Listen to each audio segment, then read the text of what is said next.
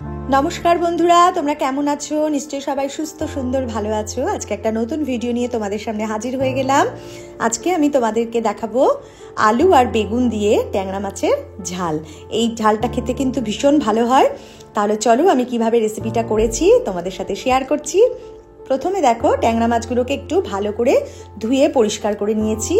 এবার ওর মধ্যে দেব একটু পরিমাণ মতো নুন দেব, আর একটু দেব ওর মধ্যে পরিমাণ মতো হলুদ। নুন আর হলুদটা দিয়ে ভালো করে মাখিয়ে নেব।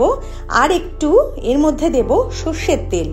সর্ষের তেলটা দেওয়ার কারণই হচ্ছে যে আঁশ ছাড়া যে মাছগুলো থাকে, যেমন ট্যাংরা মাছ, শিং মাছ, বোয়াল মাছ, এগুলোকে তেলে দিলেই দেখবে ফাটছে, কিন্তু তেলটা যদি মাখিয়ে নাও তোমরা তাহলে দেখবে আর মাছটা ভাজার সময় ফাটছে না।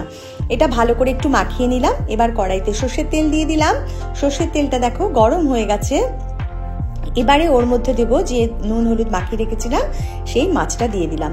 এর মধ্যে একটা মশলা তৈরি করে নিচ্ছি। একটা বাটির মধ্যে একটু জল নিয়েছি, তার মধ্যে দেবো 1 চামচ ধনে গুঁড়ো। তোমরা পরিমাণ মতো দেবে, যে যেমন মাছের পরিমাণটা নেবে সেই অনুযায়ী। 1 চামচ জিরের গুঁড়ো, 1 চামচ কাশ্মীরি লঙ্কার গুঁড়ো, আর দেবো 1 চামচ হলুদ গুঁড়ো দিয়ে এই মশলাটাকে ভালো করে জলের সাথে মিশিয়ে নেব। আমি কড়াইতে এমনিও দিতে পারতাম, কিন্তু তোমরা চাইলে এমনিও কড়াইতে দিতে পারো, কিন্তু একটু জলের সাথে যদি মিশিয়ে নিই, মশলাটাকে একটু ভালো করে গুলিয়ে রেখে তারপরে যদি দিই সেটা কিন্তু খুব সুন্দর হয়। এবারে দেখো আরেকটু কি করেছি, একটু লম্বা লম্বা করে আলু কেটেছি, আর একটু লম্বা লম্বা করে বেগুন কেটে নিয়েছি। এবারে দেখো এদিকে মাছটাও এপিট ওপিট করে ভাজাও হয়ে গেছে। এবারে মাছটাকে তুলে নিলাম। এবার ওই তেলের মধ্যেই প্রথমে কি করলাম, বেগুনগুলোকে একটু হালকা করে এপিট ওপিট ভালো করে একটু ভেজে নিয়ে তুলে নিলাম। এবারে ওই তেলের মধ্যেই দেব, তোমরা চাইলে একটু তেল অ্যাড করতে পারো, একটু কালো জিরে দিলাম, আর দিলাম 2টো কাঁচা লঙ্কা।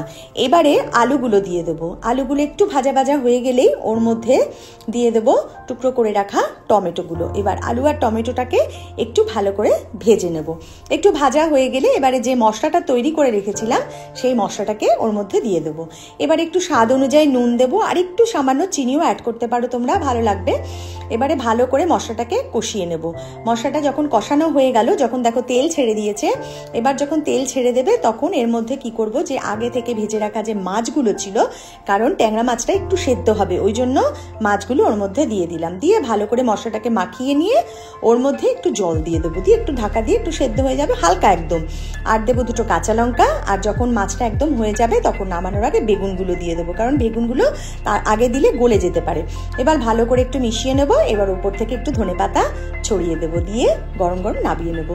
এবার তোমরা এটাকে ভাতের সাথে সবসময় খাবে। গরম ভাতে দেখবে এই মাছগুলো খেতে ভীষণ ভালো লাগে। গরম ভাতে এটা পরিবেশন করবে, আর কেমন খেলে, কেমন রান্না করলে জানাতে কিন্তু একদম ভুলো না।